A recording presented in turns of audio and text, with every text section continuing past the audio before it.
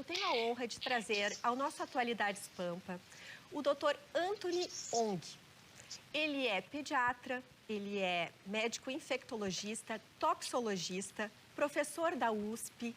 Ele também é integrante da Organização Mundial da Saúde. Nós estamos falando para o Atualidades Pampa, que é um programa televisivo, um dos programas de maior audiência aqui no Rio Grande do Sul. Temos a grata satisfação de termos uma audiência extremamente qualificada e, sobretudo, muito fiel.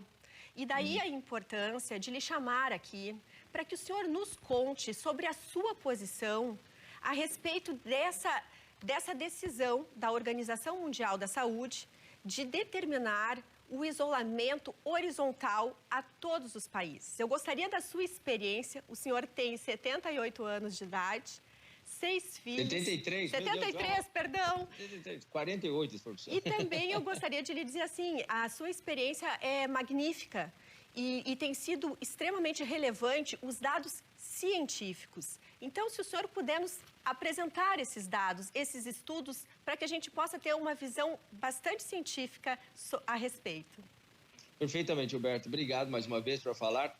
É importante que essa situação atual no mundo, na realidade, essa pandemia, eu sempre brinco, falando assim, brinco não, faço com seriedade, que isso não é um pânico, é uma panicodemia, na realidade. É uma epidemia de pânico.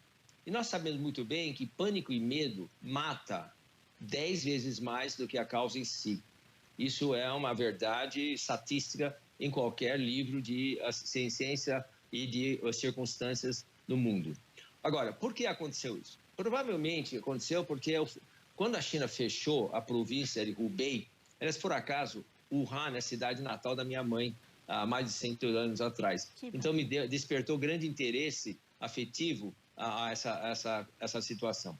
Então, quando isso fechou, então uma coisa inédita nos tempos modernos, em tempos de paz, que um país teve a ousadia de fechar uma província inteira de 60 milhões de habitantes. E isso, quando fizeram isso, obviamente, despertou a curiosidade da mídia internacional para saber o que aconteceu. E, como sabe, os chineses têm sempre aquela fama de ser um povo muito que esconde as coisas, não fala, etc. Então, eles falaram, não, isso deve ser pior do que é porque os chineses estão escondendo alguma coisa. Certamente esconderam no começo, isso não tem dúvida. Mas quando chegou um ponto que os números eram tão gritantes que não dava mais para esconder, então a China abriu totalmente. E aí, então, com isso, eles levaram esse superdimensionamento da situação adiante em toda a evolução da pandemia até os dias de hoje. É importante lembrar que o coronavírus faz parte de uma família de vírus chamado Coronidae. São outros, né? Nós tivemos o SARS em 2001, nós temos o MERS em 2009 e agora nós temos essa Covid-19. Normalmente, os coronavírus dão uma doença extremamente leve, na realidade é um resfriado. 4 cepas do coronavírus, todo ano, nos meses de inverno, seja no hemisfério norte, seja no hemisfério sul, provoca esse quadro de resfriado comum. Então, o presidente, quando falou isso, e todo mundo está tirando sarro dele, que ele fala uma gripe, uma resfriadinho, tecnicamente ele está certo. Eu não estou defendendo o presidente, estou defendendo que cientificamente é o que se chama. It's a common cold, nos nomes dos professores da Harvard, que falam exatamente isso a semana retrasada. E é verdade isso. Só que algumas dessas são mais graves, outras mais graves. Nós tivemos o SARS, como disse o MERS, e agora o Covid. Então, isso não faz com que a doença saia dessa classificação. De qualquer forma, o que acontece? A distinção do Covid-19 e dos outros coronanídeos era que ele tem uma infecciosidade, ou seja, contagiosidade muito maior do que os outras doenças causadas por essa família. Isso significa o quê? Que ele infecta mais e contagia mais rapidamente. Mas não é exagerado. Só para ter uma ideia de comparação, Roberta, a influenza A e B tem um R0 de 2,1. O Covid-19 tem 2,4, 2,5, ou seja, uma diferença praticamente significativa. O que quer dizer R0? R0 é a capacidade de um vírus de infeccionar tantas pessoas a partir de um. Então, se um de nós tem Covid-19, eu vou infectar 2,5 pessoas, certo? Se eu tiver influenza, eu vou contaminar 2 pessoas. E essas 2 pessoas vão infectar por mais 2,5 pessoas e assim por diante, numa progressão geométrica.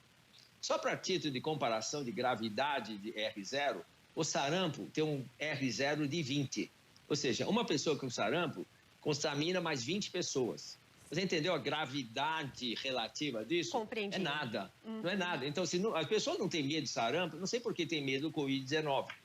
Ah, bom, mas ele mata. Desculpe. Sim. Exato. Doutor Antony, a minha preocupação é na questão da solução que está sendo oferecida do isolamento horizontal.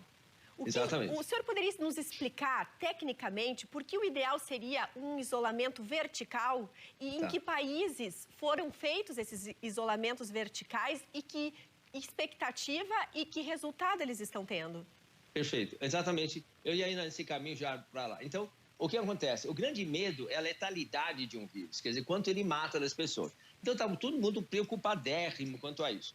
Então, o que acontece? O que é isolamento vertical ou distanciamento? Aliás, na realidade, é intervenção vertical. E novamente, não foi o presidente Bolsonaro que inventou essa palavra.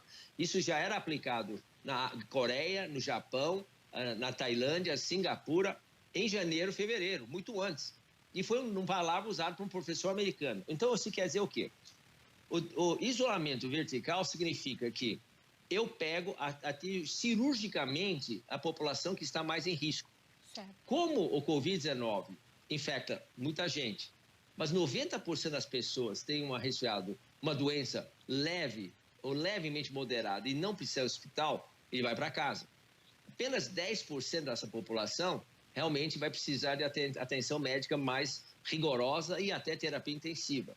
Esses 10%, então, é que nós temos que observar. E são pessoas com comorbidade, ou seja, doenças crônicas pregressas. Pessoas com doença pulmonar crônica, hipertensão, obesidade, cardíacos, diabetes descompensado. Não é qualquer diabetes, é um diabetes bravo, aquela pessoa de 500, 600 que é difícil baixar. Não é qualquer hipertensão, é uma hipertensão 170 por 150 que o remédio não abaixa. Não é qualquer com o pulmão, é claro que tem um pulmão realmente bem agravado. Pessoas que fumam muito, também esse caso assim. Então, essa é a população de risco. E não é só velhinho, é qualquer idade. Se tem um jovem de 30 anos, 40 anos, 20 anos, que tem essas patologias, ele também está na população de risco. É que o mais velho tem mais chance de ter uma porcentagem da sua população mais com essas doenças de risco. E o mais outro importante é que você não pode ter apenas um, você tem que ter mais de um para caracterizar o risco maior. Os italianos mostraram isso. De qualquer forma, então, o que os japoneses fizeram? Eles identificaram as pessoas de risco que nós podemos fazer e deram especial atenção a esse grupo.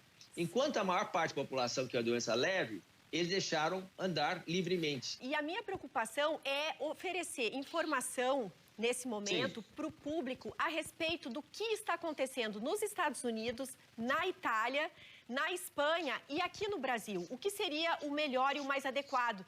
Rapidamente vou mostrar esse desenho para você para explicar melhor, tá bom? Tá bem. Então, nós temos aqui o plano de... Toda doença começa isso, sobe e desce, esse cone de sorvete invertido, tá certo? Se não fizer nada, é isso que acontece. Achatando isso, eu empurro esse tempo da doença mais para frente. Quando você faz isolamento, quer dizer, distanciamento social, você pega essa pessoa e joga nessa curva verde. Quer dizer, você achata a curva, mas você não encerra, impõe mais para frente. E você vê que o pico dela é menor. O que nós estamos tendo isolamento horizontal é essa curva azul aqui. Quando você faz isso, você fecha, quarentena, realmente diminui o número de pessoas, menos pessoas tornam-se imunes, e o que acontece? Depois vai ter um outro pico lá para frente. Para vocês no Rio Grande do Sul, vai ser um problema sério, porque isso vai cair justamente no inverno. E nós sabemos que o coronavírus adora temperaturas baixas. Tem vários estudos mostrando isso recentes. Ele vive bem, prolifera bem, entre 3 e 17 graus. Acima de 17 graus, ele não prospera, muito pouco. Abaixo de 3 graus também. É por causa disso que Rússia e Finlândia teve baixos índices. É por causa disso que Estados Unidos, Japão, França, Itália está tendo isso porque a temperatura média deles é 5, 7, 8 graus essa semana que passou.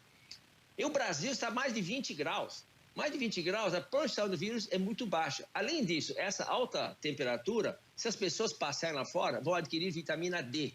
E vitamina D foi mostrado sendo a diferença na Itália entre as pessoas que morreram, que tinham baixa vitamina D, e as pessoas que viveram, que teve altas, quer dizer, níveis normais de vitamina D. Então, é todo sentido que você deixa as pessoas tomarem sol. Isolamento, distanciamento. Então, eu tenho que dar 2 metros um do outro. Abro a escola, crianças, uma carteira e outra carteira. Vou para o restaurante, uma cadeira aqui, espaço, outra cadeira lá. Com isso, você achata a curva como essa aqui, não provoca desordem econômica, tá certo? E você sai da doença, da epidemia mais rapidamente. Esse dado, rapidamente, se vocês quiserem, não só mostrar. Esse dado, vocês entram na ficha, na tabela da Organização Mundial de Saúde, eles vão ver que incidência de mortes por milhão abaixo de 1,0 são todos os países com temperatura no hemisfério sul, com temperatura acima de 20 graus. México, com ou sem isolamento. México, Colômbia, Austrália, Brasil, Tailândia, Singapura, todos têm 0,5, 0,2, 0,7 de mortes por milhão. Os países frios, como Estados Unidos, Espanha, Itália, 200 mortes por milhão, 230, 216, 69, em todos muito elevados. Então, a temperatura faz uma grande diferença. Você precisa abrir a sua coisa e deixar as pessoas circular, porque além de trazer como se diz, uma melhora econômica, uma melhora psicológica, você está prevenindo e baixando o número de pessoas doentes, porque nós temos que aproveitar este calor, que ali nas terras gaúchas vai acabar lá para o fim de maio, não é verdade? Um pouquinho antes até, talvez. Pois é, então, a curva vai fazer o quê?